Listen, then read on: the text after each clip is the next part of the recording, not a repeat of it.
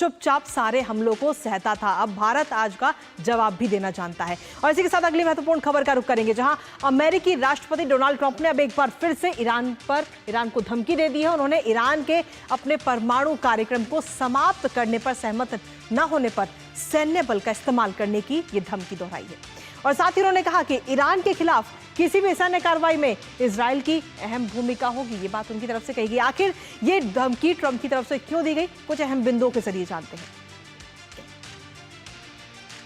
तो ट्रंप की तरफ से ईरान को यह धमकी दी गई है और सैन्य कार्रवाई करने की यह धमकी ट्रंप ने दोहराई है। ईरान को परमाणु हथियार रखने की इजाजत नहीं है, ये बात कही गई है ट्रंप की तरफ से और निश्चित तौर पर यह धमकी दी गई है।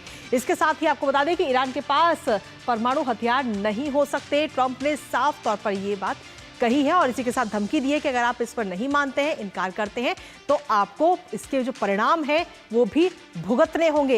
इसके साथ ही सैन्य विकल्प नहीं होने की ट्रंप को इसकी गारंटी देनी होगी सैन्य विकल्प को लेकर के। और साथ ही उन्होंने कहा कि अगर वो नहीं मानता है ईरान, तो इसको लेकर के एक आगे भी कार्रवाई की जाएगी। ईरान कभी भी जबरदस्ती स्वीकार नहीं करेगा, ये ईरान की तरफ से भी कही गई है कि ईरान जो है वो कभी जबरदस्ती नहीं स्वीकार की जाएगी। परमाणु समझौते में इजराइल की अहम भूमिका होगी, ये बात कही गई है। तो कई सारी चीजों को लेकर के ये इस वक्त धमकी है, लेकिन सीधे तौर पर हम देखें तो कुछ दिन पहले भी ट्रंप ने ईरान के सर्वोच्च धार्मिक नेता को अपना ये पत्र लिखा था और सीधे तौर पर इस पत्र में बातचीत करने का प्रस्ताव ट्रंप की तरफ से दिया गया था और वॉशिंगटन के साथ अप्रत्यक्ष बातचीत का रास्ता भी कहीं ना कहीं इसके दौरान ही खुला है। और अब आगे आने वाले समय में ये वार्ता भी होगी।